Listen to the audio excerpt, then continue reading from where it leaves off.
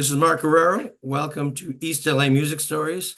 My guest today is a real pioneer of East L.A. music, Mr. Johnny Gamboa. How you doing, man? Oh, great. Looking at your face. I've aged a bit, but I'm still kicking, man.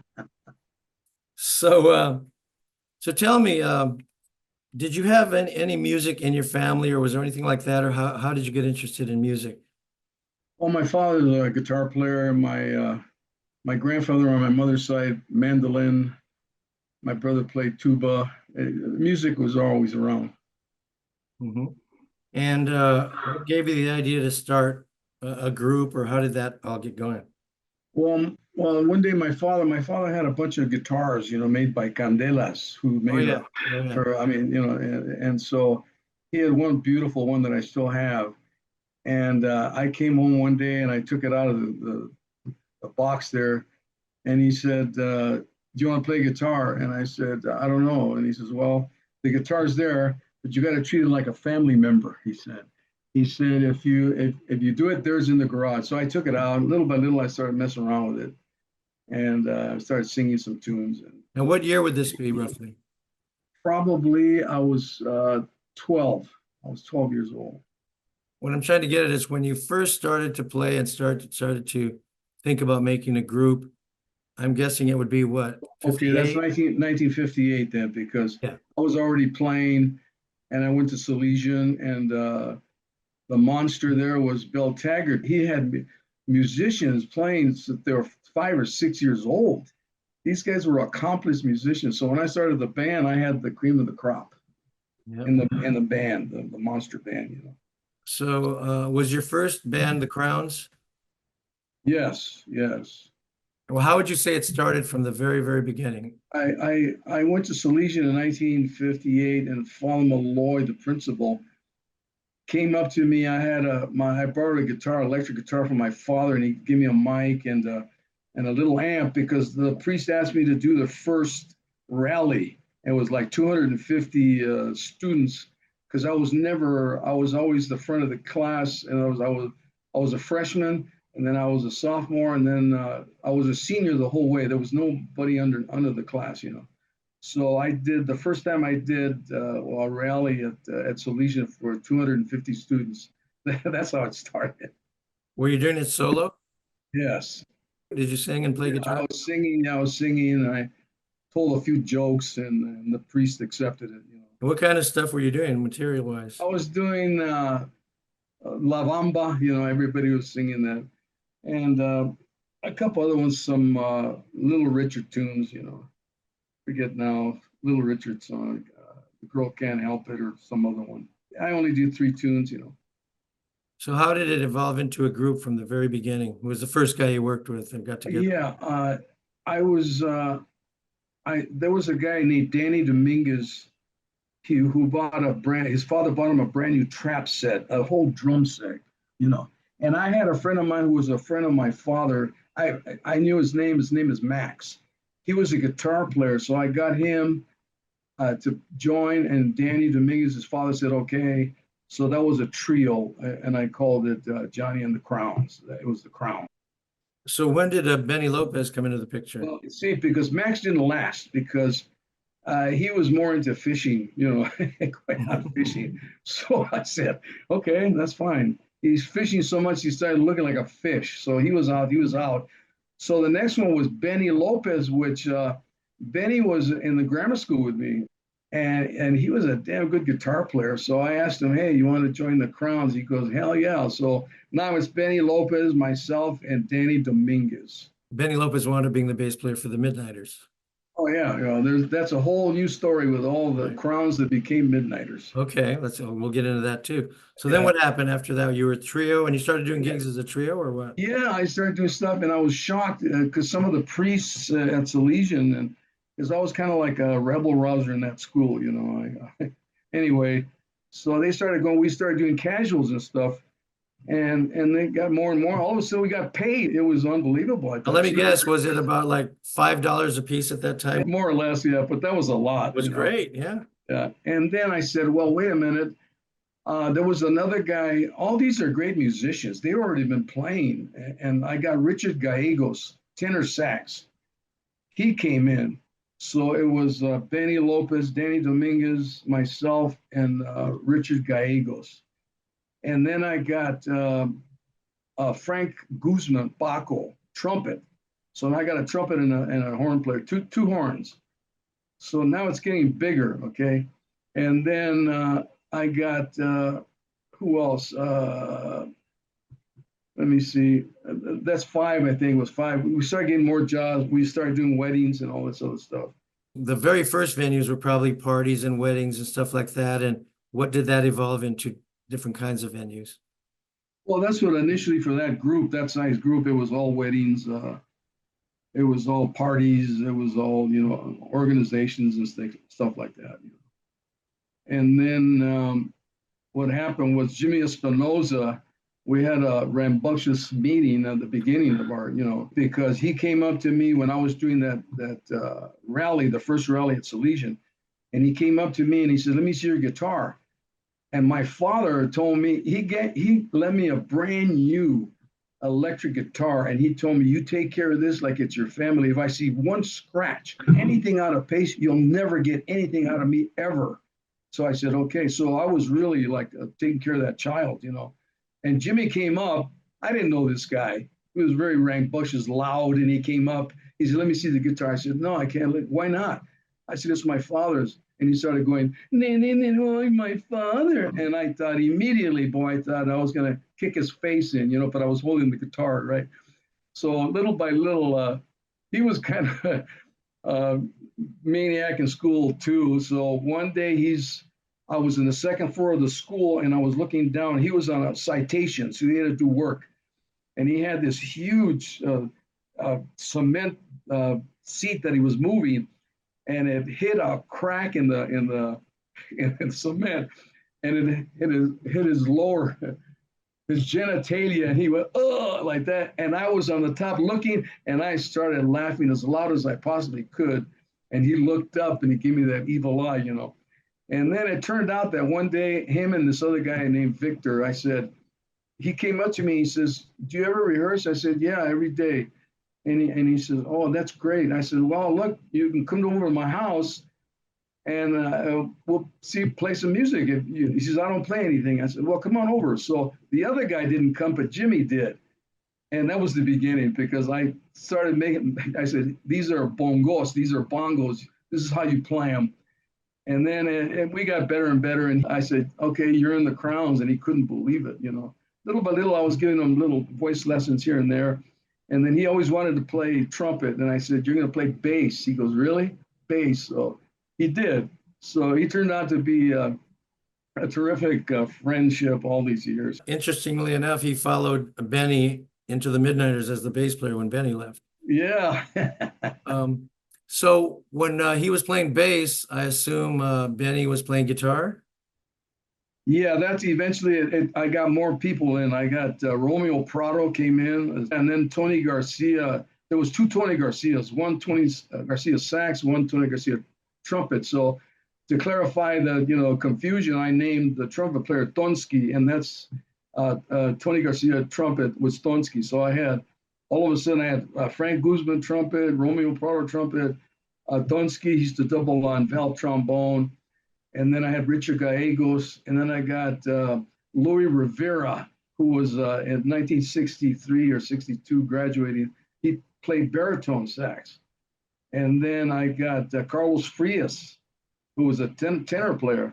Now the band is really, exploding. I mean, with all kinds of people. And then I got Ronnie Figueroa, Fig, a Midnighter. So Ronnie Figueroa was another future Midnighter. Yeah, he started playing conga drums, and he was really good at it, and plus he played piano.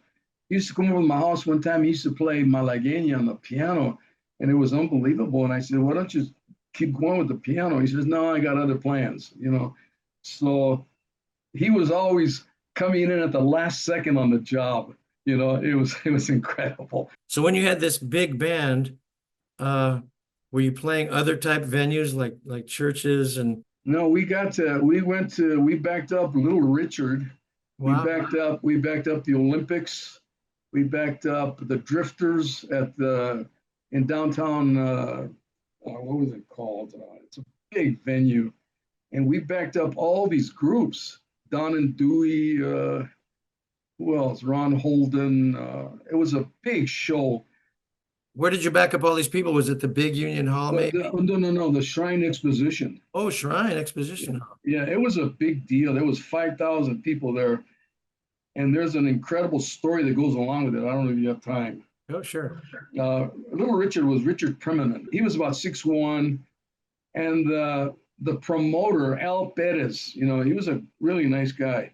He got us to back up all the groups, okay? And some of the groups had maybe a guitar player or something that went along with it, but most of them didn't. So I had a 16-piece band, and it really worked good. So when Little Richard, most of the people went to see Little Richard. So I was in the back in the beginning of the show, and Little Richard told Al Perez, listen, I'm not going to go out there unless you give me another $5,000. And Al Perez said, what? What are you talking about? I paid you already $8,000. Well, look at it, it's packed out there. I'm not going to go on unless you give me the money. He says, what? He couldn't believe it. So I'm standing there listening. What the heck, I thought to myself, maybe I should tell Al Perez we're not going to back anybody up unless we get more money, Right. So I didn't do that anyway. So anyway, Al Perez had to go with it.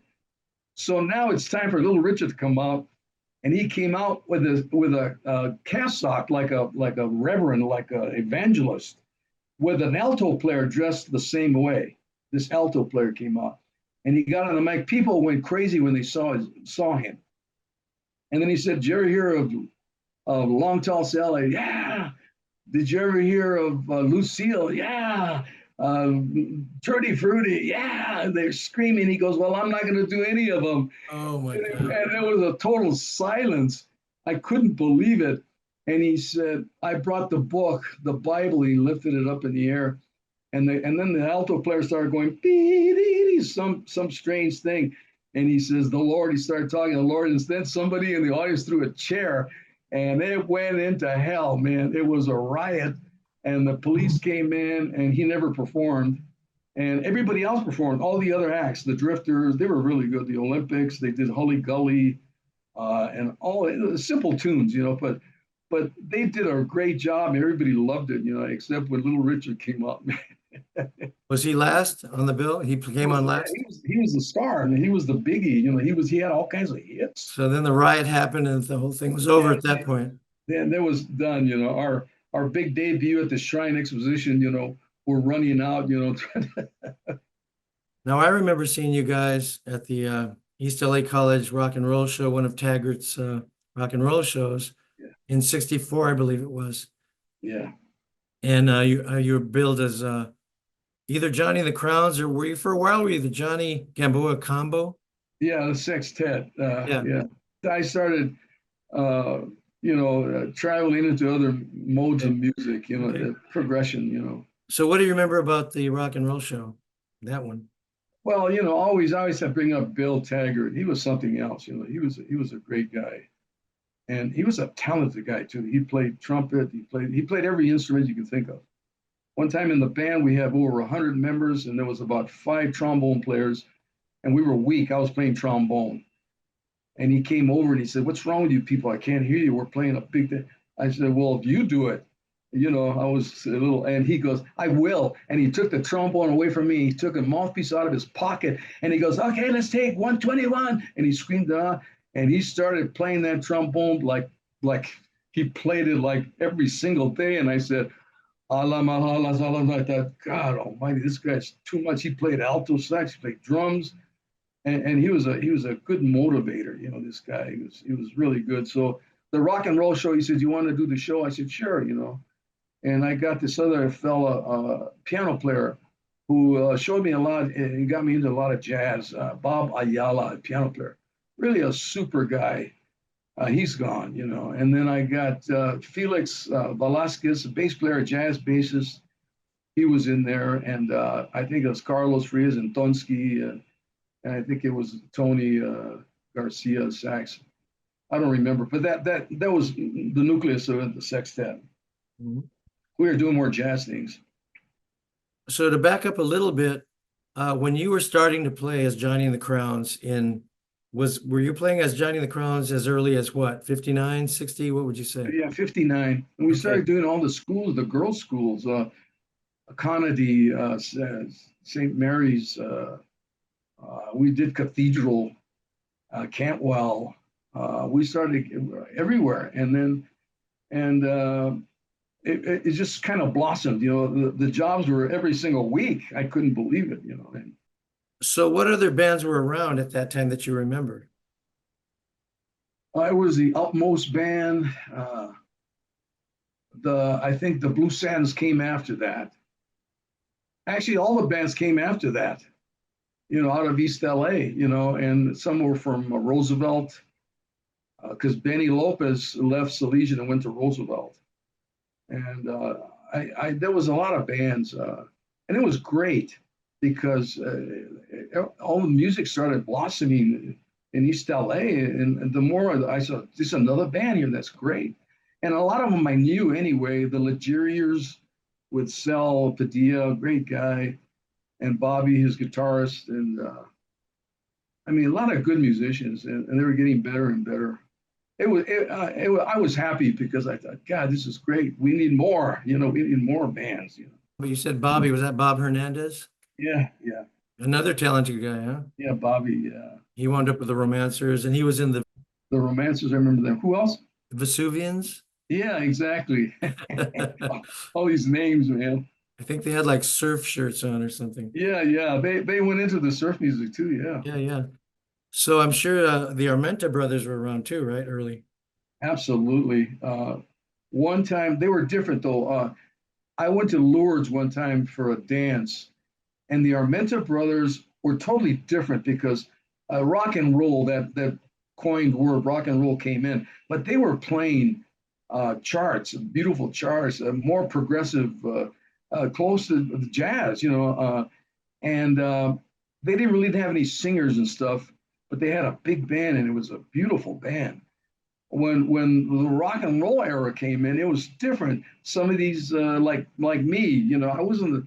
I got better as a guitarist later on in life. You know, when I got to about 30, I started getting okay. You know, I just played guitar to back up my singing. That's it. You know, and even like Benny, I asked him one day, Benny Lopez. You know, I said Jimmy Espinosa just bought an upright bass, electric bass, and stay on guitar. And then Jimmy took off, and Jimmy went to learn some other stuff, and he went to this Johnny Larkin piano player, jazz piano player. He learned a lot from him.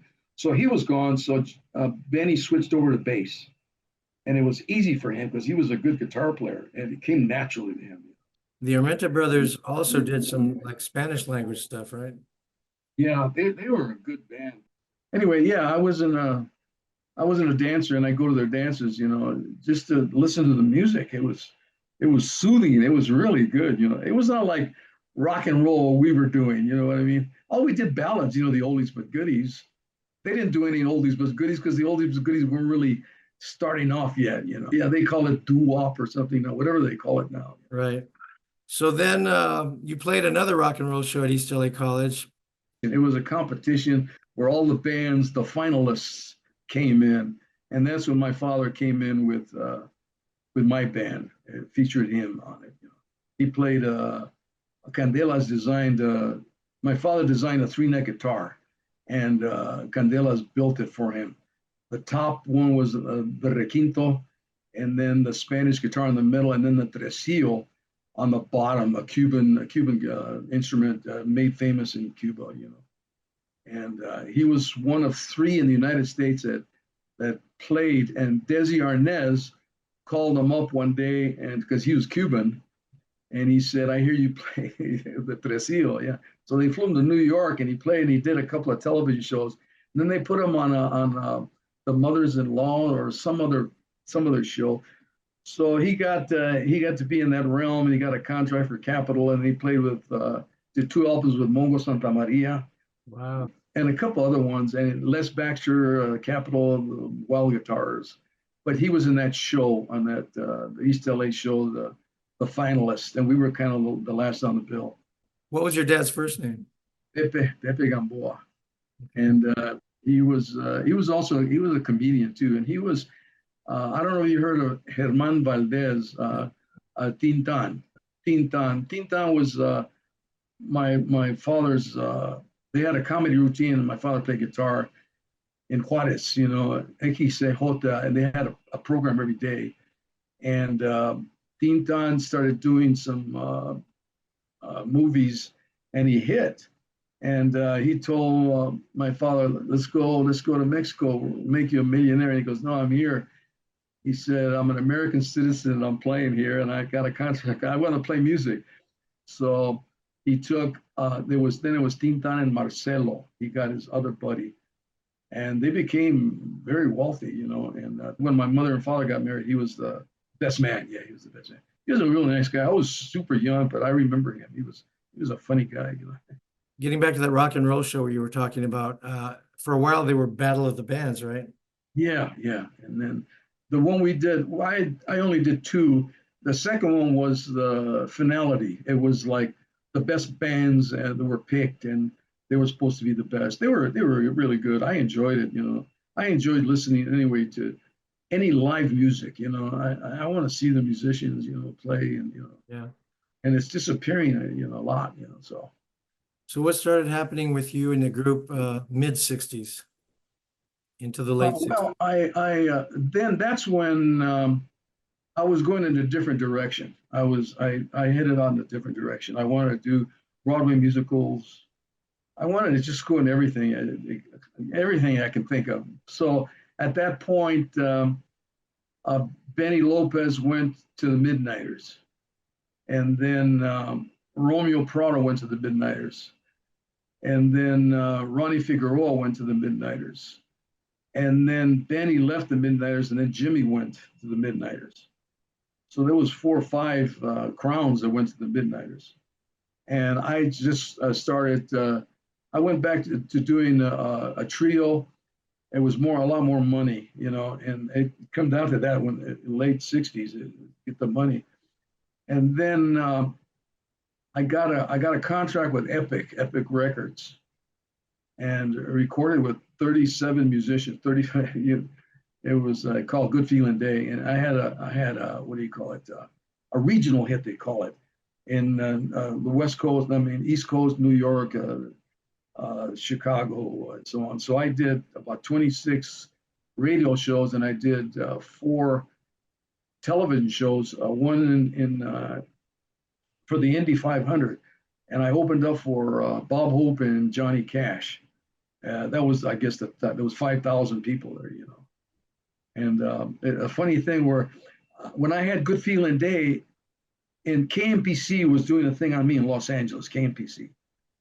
And they were, I forget the disc jockey's name. He went on television later on in a game show thing. I forget his name. But he was interviewing me.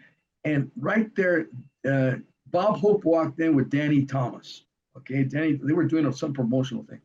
And Bob Hope must have had a memory that it's incredible, because he looked at me. He walked in the thing in the interview. He said hello to the disc jockey. He looked straight in my eyes and left.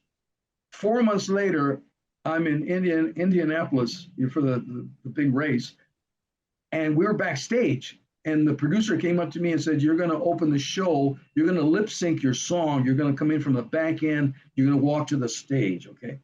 So Bob Hope came in to me, and Johnny Cash. Johnny Cash was a big guy, you know, dressed in black. You know, he was all right.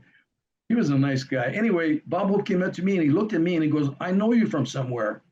And I said, "Have you ever been in jail?" And he looked at me and he said, "Listen to me, you. I do the jokes." And I said, "Yes, sir." I said, and then the producer told me, "Be sure not to show the cord that's hanging from your mic, so people will think in the television." It was 3 million people were looking at that show, so they'll think that you're actually singing it. Don't show the bottom of it. So at the end of this whole thing, I don't know what's wrong with me, you know. I lifted it up the thing to show there was nothing attached. Okay. And I walked off, and the guy looked at the producer and said, "Yeah, you're a real funny guy, man." Like that. He was really upset. And I said, "Yeah, okay." Like, get out of here. So that was I had a regional hit with Epic. What style of music was that song? Yeah, it's on YouTube. Good Feeling Day. It's middle of the road. Middle of the road. It's got violins. This guy named Bob Alcivar, who they brought him in to do the voices. There's 6, 7 singers behind me, and he did the association. He did the Fifth Dimension. Everything you heard of the Fifth Dimension did. Bob Alcivar did that. He was a talented guy in voicing for songs. I mean, for singers, background singers, and he did it. I mean, it was real. John Neal did the orchestrations. The budget was massive. I couldn't believe it. I thought I was in the wrong studio. I thought, I mean, I'm not supposed to speak here. They had 2 drummers. What's his name? I forget his name now. He used to have in Cahuenga, he had a jazz club. He's a drummer. Shelly Mann. Shelly Mann was on that session along with Johnny Green, another upcoming jazz drummer. It was really something. I couldn't, all kinds of violins and trombones and stuff. Big time. So what happened after that? Anyway, what happened? I started doing clubs when it was still available there. I got into a thing called Tony Roma's. They had 7 restaurants, and I auditioned with this. I had a duo, Olan Joe Dupuis, a French Canadian guy, just the best drummer I worked with. The best. He could play anything and everything. I mean, this guy was something else, and he was a class act. So we auditioned for Tony Roma's in Santa Monica. And little by little, I finagled the manager there. Eventually, within a year, I had 7 people in there. I brought in Tony Garcia on tenor, Romeo Prado, he came in playing double on piano and bell trombone. I got Bobby Rodriguez, Dr. Bobby, he came in. I mean, this was a massive group, Tony Garcia. I mean, man, by 10 o'clock, you couldn't get in that place. And then the other ones we used to switch off, and the one in Encino, the one in Redondo Beach. But that was one of the best bands. Everybody was already supposedly accomplished, And Bobby Rodriguez is a great trumpet player, And, Oh yeah. Tony Garcia, a great tenor sax player. It was just fun. It was, you ask any of those guys, even Tony said those are the best years of my life because we got fed every night. We didn't buy any booze. It was all free. And they got paid pretty good money. And it was a 6-nighter in Santa Monica, And then if they wanted, they couldn't make it if they had another gig on Saturday or something, they'd send a sub in. And I'd say, you don't have to send a sub in. We got it covered. If you can't make it, don't send anybody in. We're still doing it. So now we're getting close to 1970. And what were you doing as we get into the 70s? Oh, well, anyway, in the meantime, I have to put this in here because I promote aviation. I've been flying airplanes for 54 years. And every chance I get for the young people coming up, because we're losing pilots, general aviation pilots, And I've taken most of my band all the way up in the air, Anyway, what happened was this guy called me up and said, listen, you can do a single, right? I said, yeah. You got everything? I said, I got everything I need. Okay. There's this, cruise ship that goes to Ensenada, it goes to Catalina and San Diego, and it's a 3-day and a 4-day cruise. And I said, well, how much does it pay? And can I get off the ship? He goes, no, after you get on, you got to, when the thing is over, right? So I got on there, and it was really something. I couldn't believe it, people. And immediately, there was a 6-piece band in there, and they were really good. I was always looking for musicians, man. They're the greatest in the world, musicians. Without them, this world would be totally empty, So I was in the lounge. And anyway, I was getting really good reviews because all the people that went on board, they would write a review. And I was getting really good ones. I did 3 cruises. So this guy came up to me and he says, I'm an agent. I said, okay, that's great. He said, would you consider going to Princess Cruises? I said, he said, it'll pay you a lot more money and they're better ships. I said, yeah, let's see what it is, see what the money is, the whole thing. So they put me on the Fair Princess to the Mexican Riviera, Mazatlan, Puerto Vallarta, Cabo San Lucas, and so on and so forth. So I did 3 of those there, and everything I got great reviews. Okay, so they said you're going to Florida, you're going to Miami on the Star Princess, a big ship, right? So I went over there, and I got there, and I did the same thing. So one night, one of the main acts got sick. The main room, because I was always in the lounge, in the main room, and the guy got sick, and the cruise director came up to me. He says, "Can you do a 15-minute bit on the stage, tomorrow night?" I said, "Sure, I can do a 50-minute bit." He said, No, just a 15-minute bit. I said, "What do you want?" He said, "Just sing some songs, okay?" Okay. So I went on there and I did a 3 or 4 minute comedy routine, and then I sang a couple of songs. And man, I got a review that was unbelievable. So he told me, "Okay, you're going to be doing 3 nights a week in the main room, and then 3 nights in the lounge." Okay.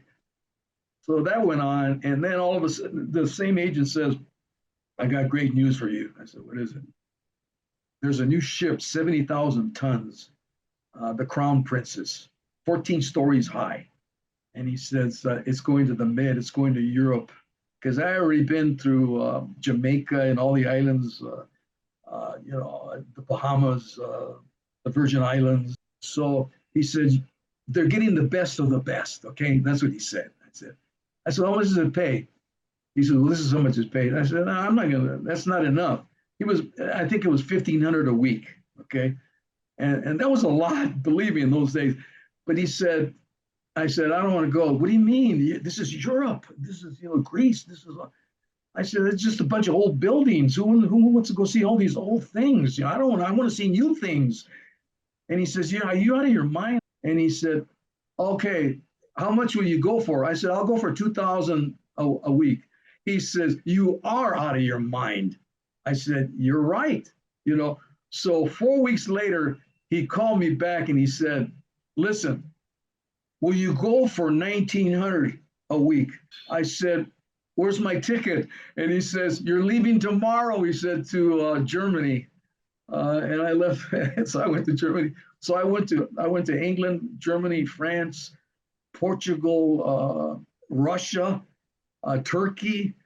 Where else? It's a lot of France, the south of France, Monaco.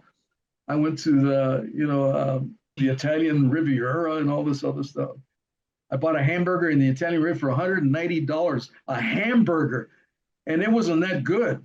I thought, God, I'm out of hamburgers. I'm not buying any more. I'd rather go to McDonald's. Awesome, man. Yeah, so it was fun. I met musicians all over the place. It was so great. I mean, and I did, like I say, in the Crown Princess, I was there. People don't understand this. I did 6 months with not one day off, 7 days a week for 6 months. And I did 3 shows in the big room and 4 in the lounge. But it was just fun because every cruise were different people. And it was brand new, and you try to give it your best, and try to make them have the best cruise they ever had in their life, But musicians it was just a fun deal, learn a lot from these people. So throughout your career up to now, you were doing the rock and roll, the doo-wop and all that, but then you kind of went into more middle of the road. And Yeah. did you get a little into Latin? Oh, yeah. Jazz and Cal Jader stuff on the vibes. I picked up the vibes, and, doing Soul Sauce, Wachiwara and all that stuff, great.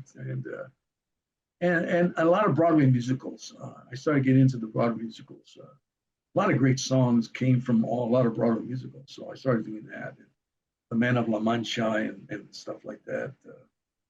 And it was fun, And it broadened my scope too as a singer, because I was doing a little more difficult tunes, pretty difficult tunes, And so it was fun, you know. It's just I thank the Lord for everything, you know. I mean, that I can be here talking to you right now, you know, that's something. You know. Yeah. And you're still flying, and you're busier than ever and as enthusiastic as ever.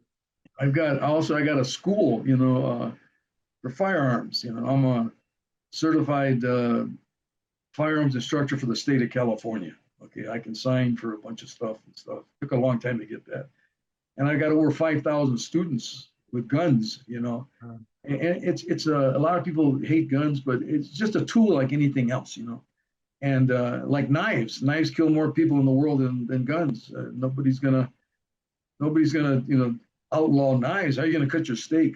So it's fun too. A lot of good people too. It's great sharing the knowledge that I have for guns and the laws of the state of California. Mhm. So, like in the 80s and the 90s and the 2000s, were you always musically active? Yeah, thank God. I really was in different things. I had a couple of jobs in New York, in the Village, with this group called the Rovers, and they got me through the other agent as a singer, as the lead singer, and they were doing, what is it, Rolling on the River and stuff like that. What's that group? The Credence? Yeah, Credence. Yeah, great, great. We're doing a lot of Credence, a lot of fun. Credence, a lot of fun songs. So I was there for about 8 9 weeks in New York in the Village there, and with the Rovers. Really nice guy, Barry Sullivan, I think his name was the leader, and they treated me really good. I mean, they helped me a lot. I don't know. Let's see how long we can continue. You're continuing too. You're doing your thing. And you're doing these things here, which is great. You put it down so people can see what the heck's going on. I don't think anybody else is doing it like you're doing it. But and that's great. I thank you for that. That's great because I've seen most of your stuff. Larry Rendon. Larry. Yeah, We saw him the other day at Jimmy's birthday party. that's right. We were just at Jimmy's birthday party this Saturday, was it? Yes. And Larry Rendon was there. Bobby Navarrete was there. Yeah, it was a pretty nice event, huh? Oh, it was great. And the only difference, I had to leave, but I'm kind of glad I left because it was getting hotter and hotter and hotter outside. And anyway, it was a lot of great people there. People that love Jimmy. It's great. For a lot of your career, you've been kind of just a solo artist, right? Johnny Gamboa, and kind of, did you go through a phase, or are you in a phase of almost a Sinatra-esque kind of thing? Yeah, I don't know. What I do now is every so often I do some stuff for the veterans, the ones that can't move anymore, the ones that are blind. There's one in Lancaster that I do some shows there for them, just to do it for them, because some of them can't walk. They're all veterans, man. They're all heroes, all of them. And then I do some hospice stuff, where nobody ever goes over there to play some music, and sometimes they have pianos there. Most of them do have pianos. If not, I take a guitar, and I go in there and sing-alongs with them, and they really love it. And their faces light up, and it's great. And I've done 5 concerts now that I promoted. The first one was at the Covina Performing Arts with 4 great musicians, and I did a show there. And then I did another one at the Performing Arts with a 12-piece group with cellos and stuff like that, and it was pretty good. And then I did a one-man show in Hollywood in the Skip Town Theater. A one-man show. I did the history of music. I did the history of how it started, the whole bit, through all kinds of music. It went pretty good. It was really nice. And then I did a show in Palmdale just recently at the Palmdale Playhouse. It's a big place, and I had a big band there. And Tony Garcia was on, he's the director, and Jose Arellano. Have you know who he is? I knew his dad and his uncle. They used to play with my dad, Los Hermanos Arellano. Yeah. And I recorded with them too, way back in the 60s with my dad. Yes. Oh my, yeah, Jose Arellano. He's a talent and a half, man. God, that guy. Anyway, with the Playhouse, it came off really good. I got one coming up in later this year at in San Gabriel. It's a smaller venue, but it's a great little venue for to play. And I got a bigger band this time. I shouldn't have got that big of a band because it's a big, huge stage, and the lighting's good and everything is good, but there's only about 70 people in the audience. So I was scared that I had more people on the stage than the people in the audience, but that's not going to happen. But I got everybody already, and they're all ready to go. These are top-notch music, man. God, it's amazing. Oh, and I got a music woman. Her name is Michelle Milner. She's a cellist, and her son is a champion cellist too. I met her through her husband, Glenn Grabb, who passed away. I couldn't believe it. A monster cellist, and that's how they were married together. Two cellists living together, and this is something, so they can share their cellists, So their son, Daniel, is unbelievable. He's gifted. So she's just terrific. And she's in the show with us. And then I got this blind Marine who is from San Isabel, who was in Salesian, Bob Sejas. Robert Sejas. I call him Colom Bob, Robert Sejas. He went blind 5 years ago. I can't believe it. This guy has got so much courage, and I would fall apart, I tell you. He has picked it up. He's formed a band. He plays drums. He formed a band called Out of Sight, and he calls himself Bobby Shades, and it's amazing. So anyway, I got a show coming up at the end of the, other than that, it's everything else is firearms right now. And I still practice every day, the vocals and stuff, Is there something that we missed from all the years that you might want to talk about, that some particular show or anything you might have missed? I was always totally thankful because my father was a great influence on me. Taggart was a great influence on me. My father introduced me to then música tropical. That's what they called it. Now it's called salsa, whatever it's called now. But he turned me on to Tito Rivera, Tito Rodriguez, what's his name, Tito Puente. He worked with all these guys, and he played all this music, and it was wonderful, the Latin thing. And then Bill Taggart invited me to his house once, and he had these massive speakers. And I was playing trombone, because that was the only thing free in the school. I said, I want to play trumpet. He goes, no, you're not going to play trumpet. We got too many trumpet players. I want to play drums. We got too many drummers. I want to play sax. You're not good enough. You're going to play trombone. What's that? He showed me the trombone. It looked like the pipes in my restroom. I thought, what is this? He said, this is a trombone. He goes, here, go in the corner and blow on it. And believe it or not, in a couple of minutes, I was playing bom, bom, bom with the trombone. So, was it a slide trombone or a valve trombone? Slide. It was a slide, the positions, positions. So I got pretty good at it in a sense, but not as good as the other guys, but I got pretty good. I made first trombone eventually, but he started playing Buddy Morrow, trombone player, Night Train. They did Night Train after that so many times, but the original Night Train with a big, massive band, Buddy Morrow, and he would go bam with it way in the top of the trombone, da, da, da, and the horns and bum, bum, bum, bum, bum. I heard that, he blasted it in my ears, and he introduced me to all the standards, which is great. Another guy, Ted Brinson, who was a bass player, who was in the Battle of the Bulge. He had a garage in Compton, and he had his nephew Duncan, who recorded the song Earth Angel in that garage in a 2-track, and it sold over 70 million copies. And he recorded Johnny and Joe, another one, and he recorded Clyde McFadder, some other names I can't remember now, that had hits in that garage, Ted Brinson. And he was another gift from God, that he kept me stable. I was kind of wild, a lot. And he used to talk to me. He says, put all that energy in this. You're too crazy, And because going back, one more thing, where Jimmy Espinoza had, I was a rebel Roger in the school, believe me, but I was let go many, many times because we were doing Jamaicas Johnny and the Crowds would bring in money every time. We would perform free, and we charged people to come in.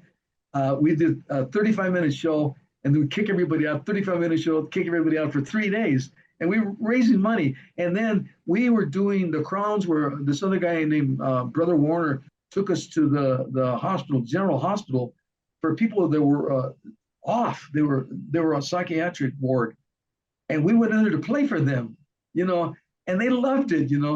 I had a band in there, and this guy came up to me in a white, he was one of the inmates, and he said, "Hey man, I play bone." Whoever played trombone would never say I play trombone. They say I play bone. And I thought, really? You got it here? He goes, "I got my bone here." Well, go get it, man. So he walked away, and he came back holding something in his hand like a case. And he jumped on the stage, and he opened up this cage, which was non-existent.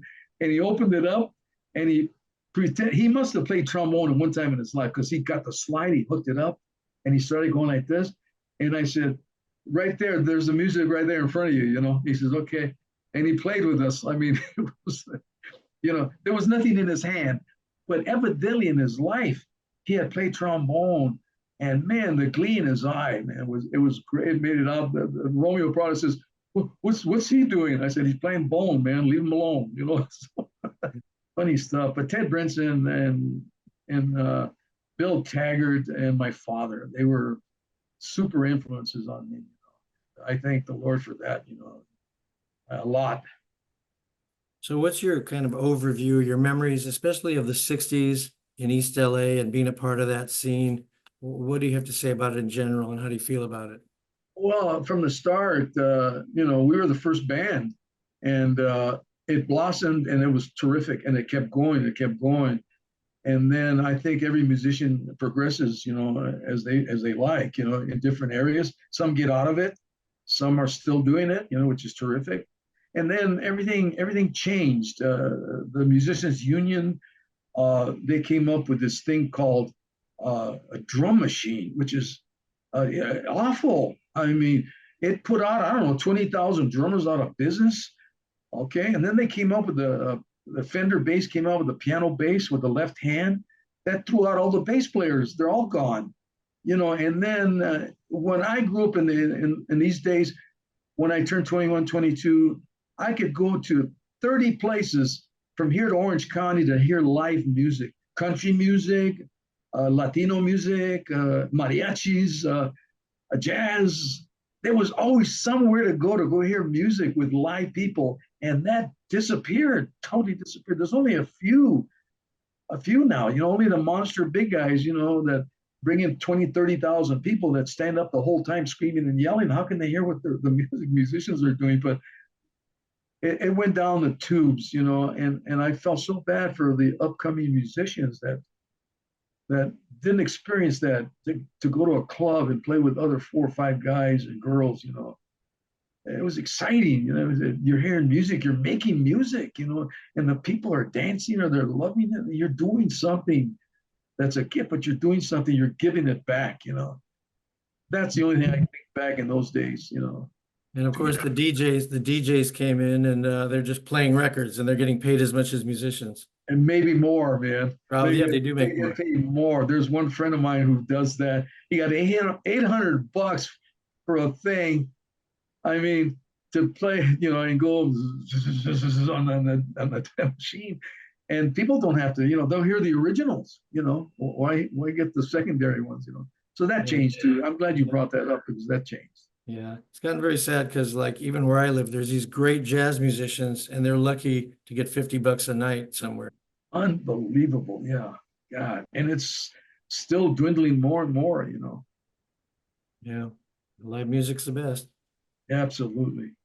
So anything else, or otherwise we'll wrap it up? No, I just like to thank you, man. And again, keep what you're doing, man. Keep it going, man. It's wonderful, man. Thank you.